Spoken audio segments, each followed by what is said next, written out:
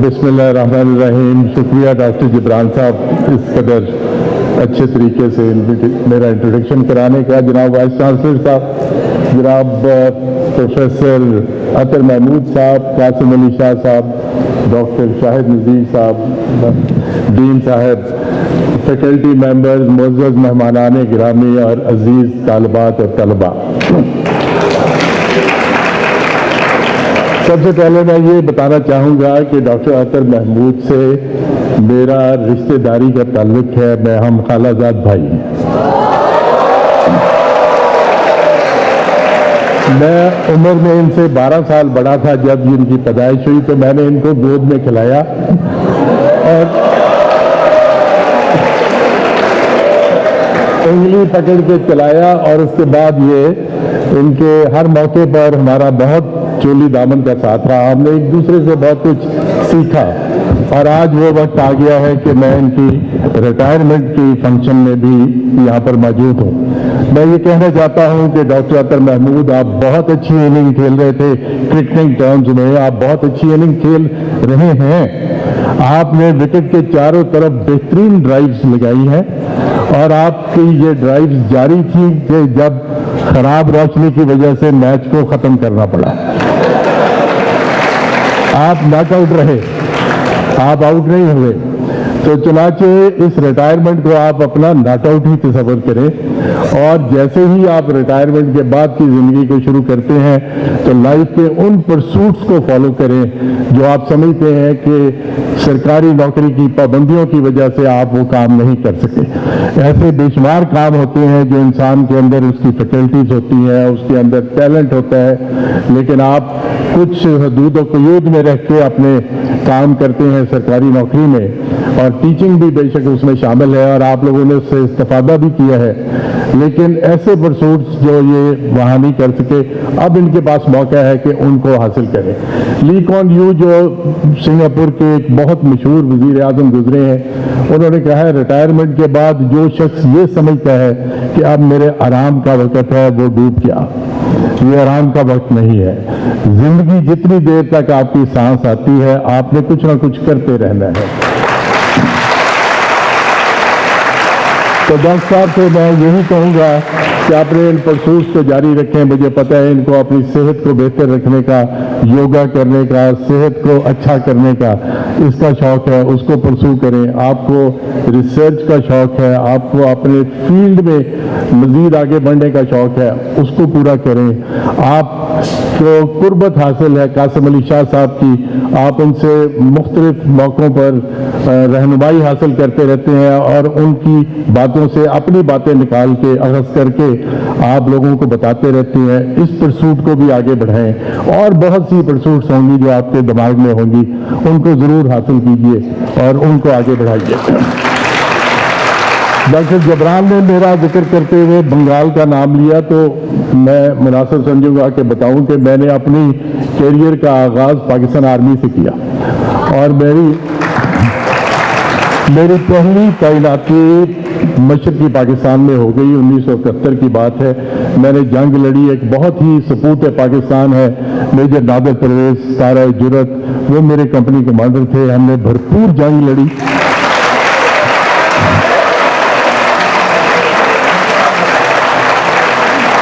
اور پھر انفارچونیٹلی جنگی قیدی بن گئے. جنگی قیدی بننے کے دوران میں ہمارا کیمپ وہ واحد کیمپ تھا جہاں سے ایک ٹنل کھودی گئی، اور ٹنل کے ذریعے 5 لوگ فرار ہو گئے، جن میں میجر نادر پرویز بھی شامل تھے.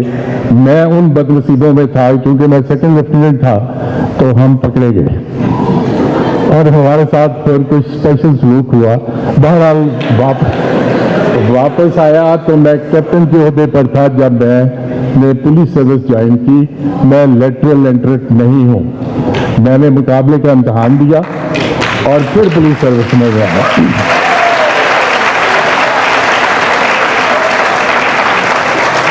میں اللہ تعالیٰ کا شکر ادا کرتا ہوں کہ ایک اوسط درجے کے گھرانے سے ہوتے ہوئے اللہ میاں نے مجھے وہ عزت دی کہ مجھے چھوٹے رینک سے شروع کر کے ہائیسٹ رینک جو کہ ایک سول سرونٹ اٹین کر سکتا ہے گریڈ 22 اور انسپیکٹر جنرل کا اپنی سروس میں، وہ مجھے عطا کیا. اور میں نے اس میں جہاں جہاں بھی حد المقدور میں کچھ کر سکتا تھا میں نے وہاں کرنے کی کوشش بھی کی.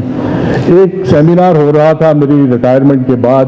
ڈاکٹر سعد بشیر ایک بہت مشہور سائیکیٹرسٹ ہیں لاہور کے, ان کی ایک NGO ہے, اس میں انہوں نے آخری سیشن میں مجھے بلایا اور میں بھی مہمانوں میں اگلی رو میں بیٹھا تھا. تو انہوں نے کہا 2 منٹ کے لیے سب لوگ آنکھیں بند کریں اور مجھے بتائیں اس کے بعد کہ آپ کی زندگی کا بہترین دن کون سا تھا. 2 منٹ کے بعد سب نے آنکھیں کھولی تو کسی نے کہا میری زندگی کا سب سے بڑا دن وہ تھا, ایک خاتون نے کہا, ایک بچی نے, کہ جس دن مجھے اپنی مرضی کے شخص سے شادی میری ہو گئی. تو وہ میری ایک طالب علم نے کہا کہ میری زندگی کا سب سے بڑا دن وہ تھا جس دن مجھے MBBS کی ڈگری میرے ہاتھ میں پکڑائی گئی.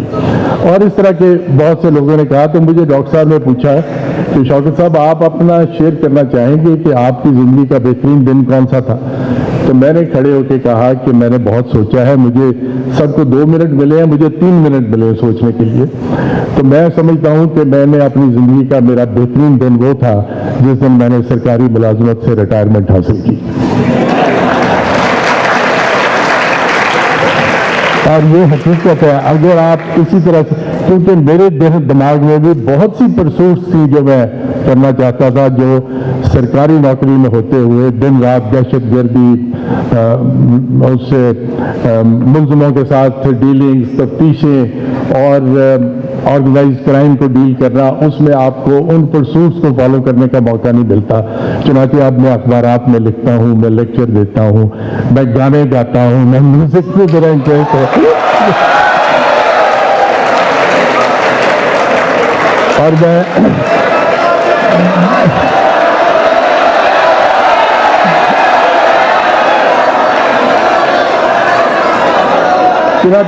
میرے کہنے کا مطلب یہ ہے کہ ریٹائرمنٹ کو اس اسپرٹ میں لینا چاہیے. میں 2-3 مختصر باتیں کرنا چاہوں گا اساتذہ کرام کے لیے اور اپنے عزیز طلبہ کے لیے کہ میں ریٹائرمنٹ کے بعد پبلک سروس کمیشن میں رہا, 3 سال میں ممبر رہا پنجاب پبلک سروس کمیشن کا. اسٹارٹلنگ ریولیوشن ایک یہ ہوا کہ ان 3 سالوں میں بے شمار لوگوں کو ہم نے بھرتی کیا انٹرویو کرنے کے بعد اور پبلک سروس جابس کے لیے. لیکن حیرانگی کی بات ہے کہ ایک بچہ بھی ایسا نہیں آیا جو A لیول سٹریم سے تھا جس نے پبلک سروس جاب کے لیے اپلائی کیا ہو. تمام لوگ وہ تھے جو میٹرک سٹریم سے آگے آئے تھے. آپ لوگوں کی اکثریت وہی ہے جو میٹرک سٹریم سے آگے آئی ہے. تو یہ سمجھنے کی بات ہے کہ ہم نے اپنی سوسائٹی کو 2 حصوں میں تقسیم کر دیا ہے, بلکہ 3 حصوں میں کر دیا ہے. ایک مدرسے والے بھی ہیں اس کے علاوہ جن کو جوڑنے کی ضرورت ہے, اور یہ جوڑنے کا کام کون کرے گا اس سے میں ابھی اس موضوع کو نہیں چھیڑنا چاہتا. لیکن یہ بتانا چاہتا ہوں کہ میٹرک سٹریم کے ہاتھ میں اس ملک کی بھاگ دوڑ ہے اور آپ لوگ ہی ہیں جو آگے اس ملک کو لے کے جائیں گے.